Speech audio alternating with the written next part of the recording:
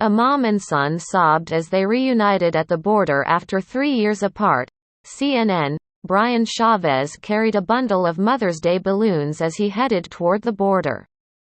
It had been more than 3 years since the last time he saw his mom in person. The day when authorities separated them in 2017. Chávez was 15 at the time. And he feared this moment would never come. Even after he recently learned they'd finally be reunited, he couldn't believe it. "I was like, am I actually going to see her today or not?" Chávez said. "Because you never know. I was just in the car and I was just thinking, it just sounds unreal." Chávez and his mom, Sandra Ortiz, were among thousands of migrant families the Trump administration split up as part of widely condemned efforts to deter migration. And this week, they were in the first group of families that the Biden administration said it plans to reunite as part of a new task force's reunification efforts. A new Biden plan could end a troubling chapter in U.S. history. Here's what we know. A video of their dramatic reunion released by advocacy group Families Belong Together shows the mother and son embracing, sobbing and wiping their eyes at the San Isidro port of entry in San Diego, the very spot where they'd last crossed the border together in 2017, seeking refuge in the United States. The pair were among 4 families reunited this week in a highly publicized effort. Department of Homeland Security Secretary Alejandro Mayorkas announced over the weekend. The first families reuniting this week are mothers. They are sons, they are daughters, they are children who were 3 years old at the time of separation. They are teenagers who have had to live without their parent during their most formative years, he said.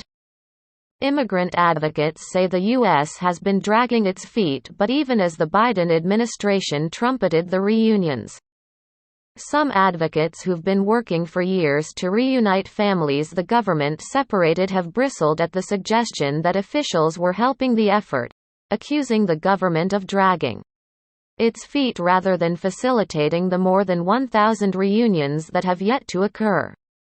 These mothers have been waiting, in danger in Mexico, for over 3 years, Al Otro Lado said in a statement posted to the organization's Twitter account describing several families the organization represents, adding that the only thing keeping more families from reuniting was a lack of political will to do so. Lee Gellert, the attorney leading the ACLU's lawsuit over family separations, told CNN that advocates are celebrating with the 4 families who were able to reunite, but know their work is far from over. "These are the first 4 families. It's a long haul. We're negotiating in our class action lawsuit for all of the families. We want them all brought back and we want them all to be given legal status.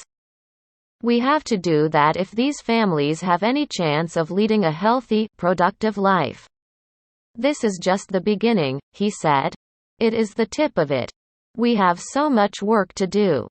And I think like any major civil rights case, a lot of it is just, are you going to stick with it and grind?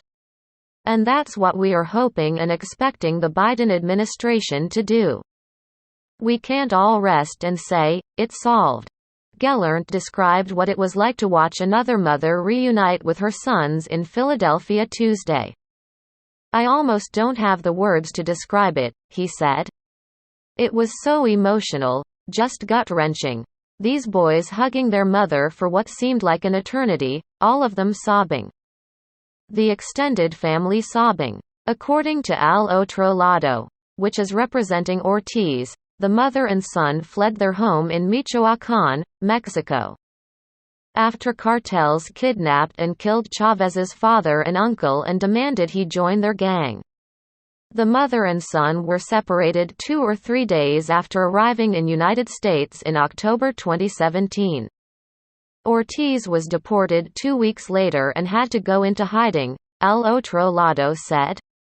"Seeing her in person, being able to give her a hug and everything," Chávez told reporters, "felt like a dream, and like the end of a nightmare."